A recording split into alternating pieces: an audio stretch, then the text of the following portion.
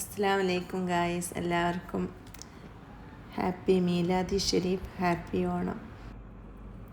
ഇന്ന് ഞാൻ നിങ്ങൾക്ക് പരിചയപ്പെടുത്താൻ പോകുന്നത് ബിസ്കോഫിൻ്റെ ബിസ്ക്കറ്റ് വെച്ചിട്ടുള്ള നല്ലൊരു ഡെസേർട്ടാണ്, പുഡിങ്.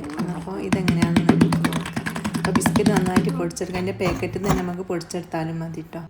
മെൽറ്റായ ബട്ടർ ചേർത്തിട്ട് നമുക്ക് നന്നായി മിക്സ് ചെയ്തെടുക്കാം. എന്നിട്ട് നമുക്ക് ചീസാണ് ഇവിടെ, ക്രീം ചീസാണ് ഏറ്റവും ടേസ്റ്റ്. ഞാനിപ്പോൾ എൻ്റെ അടുത്ത് ഈ ചീസ് ഇല്ല, അതുകൊണ്ട് ഞാൻ ഇതെടുത്ത്. പിന്നെ ഫ്രഷ് ക്രീം, കണ്ടൻസ്ഡ് മിൽക്കും കൂടെ ചേർത്തിട്ട് നന്നായിട്ട് അത് മിക്സിയിൽ അടിച്ചെടുക്കുമ്പോൾ നമ്മൾ ബിസ്ക്കറ്റ് ഒന്ന് ട്രെയിൽ നല്ലോണം പ്രസ് ചെയ്ത് വെക്കണം. അതിൻ്റെ മുകളിലോട്ട് ഈ ക്രീം ഒഴിച്ചെടുക്കുക.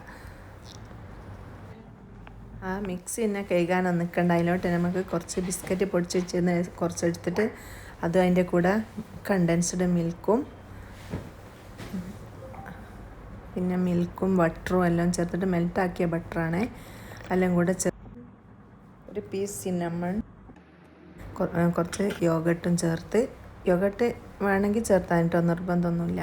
പിന്നെ ഒരു പിഞ്ച് സാൾട്ടും ചേർത്തിട്ട് മിക്സിയിൽ അടിച്ചെടുക്കുക. എന്നിട്ട് അതിൻ്റെ മുകളിലായിട്ട് ഈ ക്രീം നമുക്ക് ഒഴിച്ചെടുക്കാം. പിന്നെ നമ്മൾ കുറച്ച് ബിസ്ക്കറ്റ് അതിൽ നിന്ന് മാറ്റി വെക്കണം. ഈ പൊടിച്ചിട്ട് ബട്ടർ ചേർത്ത ബിസ്ക്കറ്റ് ഡെക്കറേഷന് വേണ്ടിയിട്ട് ഇങ്ങനെ ഡെക്കറേഷൻ ചെയ്ത് ഫ്രിഡ്ജിലൊരു 6 hours വെച്ചതിന് ശേഷം എടുത്താൽ അടിപൊളി പുഡിങ്. അപ്പോൾ മസ്റ്റ് ട്രൈ ആണ്, എല്ലാവരും ഒന്ന് ട്രൈ ചെയ്ത്. സോറി ഗൈസ്, പ്ലേറ്റെല്ലാം കാലിയപ്പാണ് വീഡിയോ എടുക്കാത്ത മറന്നത് കട്ട് ചെയ്യുന്ന. എന്നപ്പോൾ ലാസ്റ്റുള്ളൊരു സൈഡ് കുറച്ച് ബാക്കിയുള്ള ഞാൻ കട്ട് ചെയ്ത് കാണിക്കാം.